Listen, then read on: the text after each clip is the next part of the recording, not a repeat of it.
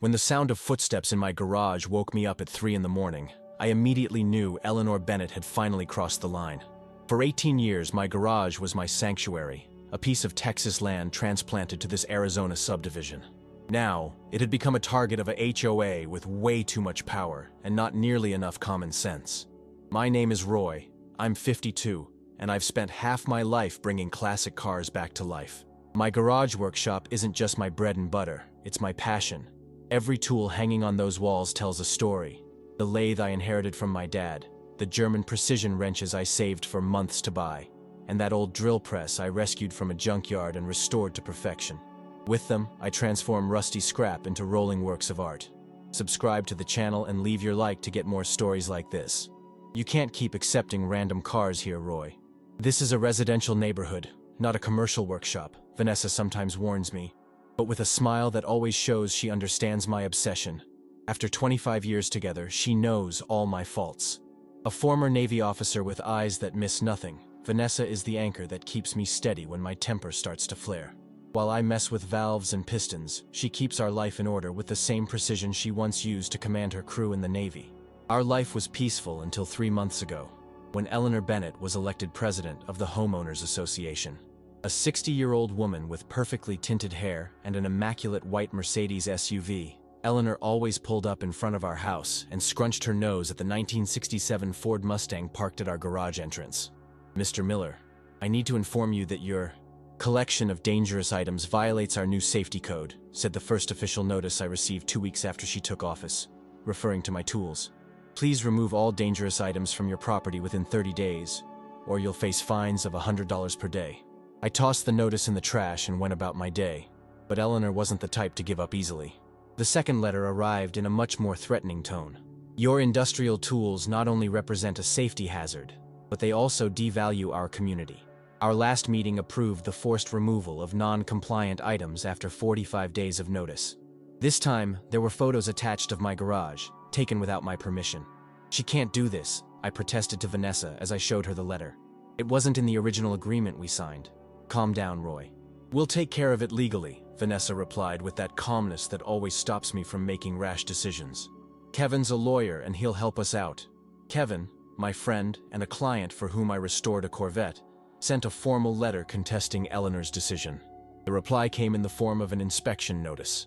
"Mr. Miller, I will be visiting your property next Monday for an official safety inspection." Unfortunately, that week I had to travel to Phoenix to pick up some rare parts for a customer's 1959 Cadillac. The timing couldn't have been worse. "Don't worry," Vanessa assured me. "I'll be here and I won't let anyone mess with your stuff." I called from Phoenix on Wednesday night. "Everything all right?" "She came by today, took more photos, and said that measures would be taken," Vanessa reported. "But don't worry. I installed those security cameras we bought at Christmas, and I'm keeping an eye on everything." Little did I know that while I was driving back home the following Thursday, Eleanor had already mobilized her little private army. 2 guys dressed in HOA security uniforms broke into my garage at 3:12 in the morning, armed with flashlights and a seizure order signed only by Eleanor. What they didn't expect was to find a former Navy officer, always half asleep with one ear alert, trained for combat situations, who decided to confront the invasion of her home with the same determination she once had while serving her country. I got off my truck at 7:30 in the morning, exhausted from the overnight trip from Phoenix, only to find 3 police cars parked in front of my house. My heart started pounding as I ran to the entrance. Before I reached the door, Vanessa came out to greet me, calm as ever, but with that stance I recognized from her Navy days. "It's all okay, Roy. I'm fine," she said, noticing the panic in my eyes. "But we have visitors in the garage." When I went inside, the scene looked like something out of a comedy movie. Except it was my real life.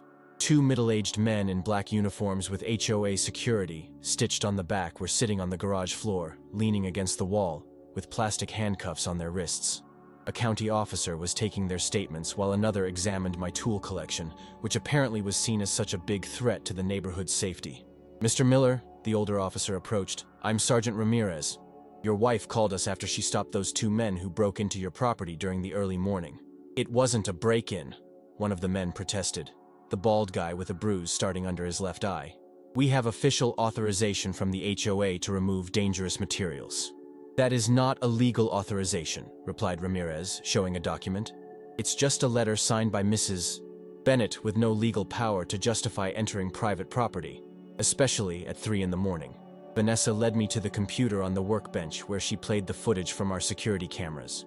The video showed the two men forcing the side lock of the garage with a crowbar. Seconds later, the inner door swung open and Vanessa appeared, wearing her navy blue bathrobe and firmly holding a tactical flashlight. "Identify yourselves now." Her voice rang out firmly in the video. When the men moved toward her, I witnessed something I hadn't seen in 25 years of marriage. My wife, 49, took down the first intruder with a precise move that had him on the ground in 2 seconds. The second guy tried to back off, but Vanessa was already moving, blocking his escape with an agility she hadn't shown since leaving the military. "I told you they were breaking into private property," she calmly said as she cuffed the second man. "Damn, Vanessa," I murmured, genuinely impressed. "Navy training," she shrugged. "Some things never fade." "Mr. Miller," Sergeant Ramirez interrupted, "I have to inform you that your wife kept her body camera on throughout the incident, which has given us clear evidence that these men broke into your property without legal authorization. We're taking them in for a formal statement." I barely had time to process everything when a white Mercedes SUV suddenly pulled up in front of the house. Eleanor Bennett stepped out of the vehicle like a storm, her face already red with anger, followed by a man in a suit who I assume was her lawyer. "What is going on here?" she demanded as she strode toward us with the confidence of someone who's never been questioned. "These men are following official orders from the Homeowners Association." Before I could react, Vanessa stepped in. "Mrs. Bennett, these men broke into our property at 3 in the morning to steal tools that are valued at over $40,000. This isn't about enforcing condo rules. It's a break-in and attempted theft." Eleanor completely ignored me, moving straight to Sergeant Ramirez. "Officer, I am the president of the HOA and I have the authority to inspect and remove dangerous items from properties in the community. It is clearly stated in the new guidelines we approved last month." "I didn't sign nor even receive a copy," I interjected. "And no guideline allows for a nighttime break-in without a judicial warrant." Sergeant Ramirez, a man with graying hair and eyes that had clearly seen it all, stared right at Eleanor. "Mrs. Bennett, even if Mr. Miller were breaking every rule in the community, which doesn't seem to be the case, you do not have the legal authority to order a break-in on private property. That's a crime in Arizona. You don't get it," Eleanor insisted, her tone condescending as she addressed the officer. "These industrial tools devalue our community and pose a danger to kids." "Danger to kids?" I repeated incredulously. "My garage stays locked when I'm not working, and the only kid allowed inside is one who's supervised. Besides, I restore classic cars for half the residents here, including Vice President Frank's Thunderbird." A small group of neighbors started gathering on the sidewalk, drawn by the police cars. I recognized Maria from the yellow house on the corner, Derek and his teenage son who always admired my projects, and at least a dozen other familiar faces. Eleanor's lawyer finally intervened, whispering something in her ear. She ignored him. "These industrial pieces of equipment don't belong in a residential area. I'm only protecting the community's interests and safety," she declared loud enough for everyone to hear. Then Vanessa did something that completely changed the course of events. Calmly, she pulled her phone out of her pocket and showed Eleanor the video of the break-in, including the moment when one of the men clearly said, "Mrs. Bennett said we could take whatever we wanted. She especially wants that lathe and the pneumatic tools." "That's slander!" Eleanor shouted, trying to grab the phone, which Vanessa deftly pulled away. "Don't worry," my wife replied with an almost unsettling calm. "This video has already been sent to my personal cloud, to lawyer Kevin Lawson, and to the HOA Executive Committee. Oh, and I've been live streaming on Instagram since you arrived." Eleanor's face went from red to white in seconds. The lawyer standing next to her looked like he wanted to disappear. "Mrs. Bennett," Sergeant Ramirez said formally, "based on the evidence presented and the statements collected, I have to ask you to come with us to the station to answer questions about conspiracy, attempted theft, and breaking and entering." "This is absurd. I'm the president of the HOA. You can't treat me like this." As the officers led an indignant Eleanor to the squad car, I noticed murmurs of approval among the neighbors. Derek gave me a discreet thumbs up. The morning that started in chaos soon exploded on social media. Vanessa, who's normally reserved and avoids the spotlight, suddenly became a local celebrity when her video of the intruders being caught began circulating on the neighbors' Facebook and Instagram feeds. One neighbor even created a meme with Vanessa's picture and the words, "Don't mess with someone who served in the Navy." that spread well beyond our community. By noon, the story had already reached the small local TV station, which sent a reporter to interview the heroine who took on HOA tyranny. Vanessa politely refused, preferring to keep our privacy, but the story was already out of our hands. "I can't believe I'm gonna be a meme at 49, she commented as we prepared a late lunch, both of us still processing the morning's events. "It's not every day someone takes on Queen Eleanor and wins," I replied, using the nickname that some of the neighbors were already whispering. The phone just wouldn't stop ringing. First, it was Kevin, our lawyer friend, offering free representation if we needed it. Then Frank, the HOA vice president, assuring us that an emergency meeting would be called to handle the incident. And finally, Maria, our closest neighbor, revealing that Eleanor had tried to fine dozens of residents over the past 3 months for trivial things like inappropriate curtain colors and incorrect placement of trash cans. Later that afternoon, when it seemed like the situation had finally calmed down, we received a letter delivered by a messenger. It was from Eleanor, written from the station before posting bail. "Mr. and Mrs. Miller, your irresponsible actions and false accusations against me, a dedicated community servant, will result in serious legal consequences. You not only violated multiple HOA guidelines, but also defamed my character and compromised my position. I will be suing you for moral damages, physical assault against HOA staff, and obstructing the enforcement of condominium rules. I suggest you prepare to sell your property, because after my court victory, you won't be welcome in this community. Eleanor Bennett, President of the Homeowners Association." Vanessa read the letter out loud, carefully folded it, and put it in a folder. "Additional evidence of persecution," she said simply. The phone rang again. It was Sergeant Ramirez telling us that Eleanor had been released after posting bail, but she would face formal charges. He also warned that she might try some retaliation and that we should document any contact. Little did he know that Eleanor herself had already provided such documentation in her threatening letter. The woman who prized control so much was quickly losing it, and her downfall was only just beginning. The Palo Verde Community Center had never been so packed. In the 6 years I've lived in this subdivision, I've never seen so many neighbors gathered. Not even when we debated the construction of the new pool, which seemed to mobilize every resident with an opinion on ideal depth and filtration systems. But today was different. Today was personal for everyone. The emergency HOA meeting was scheduled for 7 p.m. on Saturday, just 2 days after the incident in my garage. Vanessa and I arrived 20 minutes early, but there was already a line forming at the entrance. When the doors opened, the 200 available seats filled within minutes, with dozens of people standing along the sides and at the back of the hall. Frank Peterson, the vice president, a 70-year-old man with a military bearing and a commanding voice, opened the session by repeatedly banging a wooden gavel. "Please, quiet. This extraordinary meeting of the Palo Verde Homeowners Association is now officially in session. As vice president, I am temporarily assuming the presidency as provided by our bylaw." The murmuring continued for a few moments until silence finally settled. Vanessa squeezed my hand under the table, sensing my discomfort with being the center of attention. "I've never been a man for crowds or spotlights. Give me a complicated carburetor any day and I'm in heaven, but put me in front of 200 people and my throat instantly goes dry." "As everyone knows," Frank continued, adjusting his reading glasses, "we're here to discuss the events involving our president Eleanor Bennett and her recent conduct. To keep everything transparent, the committee members voted unanimously to display the evidence collected before any deliberation." A projector lit up the wall behind him, showing the video Vanessa had captured with her body camera. The whole room fell utterly silent as we watched the complete sequence. The break-in, the men admitting that Eleanor specifically wanted my most valuable tools, the police arriving, and finally, Eleanor herself inadvertently confirming her involvement. When the lights came back on, I saw shock written on many faces, although some just shook their heads as if confirming suspicions they'd long harbored. "Before we proceed," Frank announced, "I'd like to give the floor to Mr. and Mrs. Miller, if you'd like to say a few words about the incident." Vanessa gave me an encouraging look. My wife, always my strength when words fail me. I slowly stood up, feeling the weight of everyone's eyes on me. "I appreciate the opportunity, but I'm not here to accuse anyone," I began, surprised by the firmness in my own voice. "For 18 years, I've been restoring cars in that garage. I've helped many of you keep your vehicles running when workshops tried charging the price of a kidney. I never bothered anyone. I always kept my space organized and safe, even when I was fined for having dangerous industrial tools, which are really just the tools of my trade. I never sought revenge.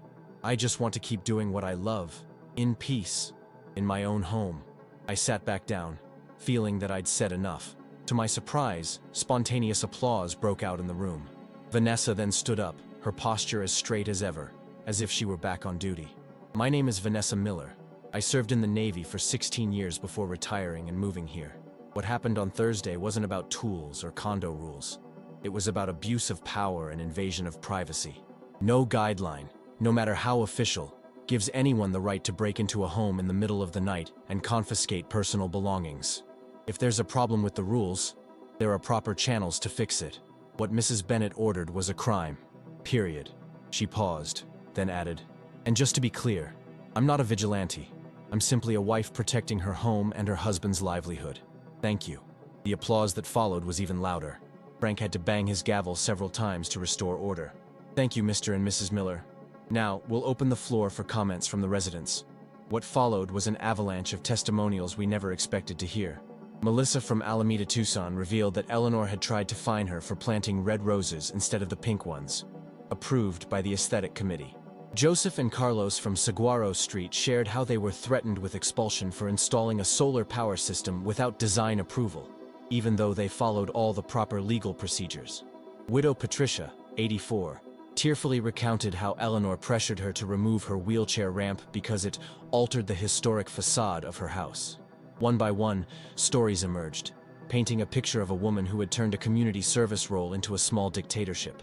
The vast majority of those present had experienced some form of bullying or abuse during the brief 3 months of Eleanor's reign. Why did no one say anything before? I asked Vanessa quietly. Fear of retaliation. Isolation. Everyone thought they were the only ones being unfairly targeted, she replied, her military background giving her insight into the psychology of oppression. That's how small tyrannies work. They divide to conquer. Frank waited patiently until the last resident finished speaking, then briefly consulted with the other committee members before standing up again. Considering the evidence presented and the multiple accounts of misconduct, I propose an immediate vote to remove Eleanor Bennett from the position of HOA president, as provided by Section 7, Article 3 of our bylaw, he declared formally. The vote was conducted by paper ballots to guarantee anonymity. While we waited for the count, Vanessa and I were approached by dozens of neighbors. Some we only exchanged quick hellos with, others we'd never spoken to before. "I've always meant to ask you to check out my 1964 Impala," commented an older gentleman with a white beard. "But once Eleanor started roaming around with her fine pad, I figured it was best not to get you mixed up in any trouble." A young mother thanked me for finally having someone take on the witch, while her husband explained how Eleanor had threatened to fine them for leaving their son's bike on the front porch for over 4 hours. 30 minutes later, Frank returned with the results. 197 votes for removal, 3 abstentions, and 0 against. Eleanor Bennett was officially removed from her position. The room exploded with applause and cheers, as if we had just won a championship. "I further propose," Frank continued after the celebration had died down, "that the HOA issue a formal apology to the Millers for the troubles caused, and that all notices issued by Eleanor in the past 3 months be reviewed by an independent committee." The proposal was approved unanimously. When the meeting finally ended, no one seemed ready to leave. The event had turned into an impromptu celebration, with neighbors chatting animatedly, swapping stories, and for the first time in a long while, genuinely connecting with one another. That's when I realized that Eleanor, without even meaning to, had managed to unite the community, just not in the way she intended. The next morning, I headed to the garage to look over the space I nearly lost. The headlines on the local online community paper screamed, "Former Navy officer takes down intruders and ousts HOA president." Vanessa's video had reached 500,000 views, and we received supportive messages from other neighborhoods in the area, some facing similar problems. I spent the morning creating something special, a noble wooden plaque that I had spent the previous day staining. Carefully, I hung it above the garage door, admiring how the sunlight made the gold letters shine that read, "This property is protected by a former Navy wife, dangerous tools, and American justice." Vanessa stepped outside to admire my work, laughing as she read the inscription. "You're impossible, Roy Miller." "I learned from the best," I replied, putting an arm around her shoulders.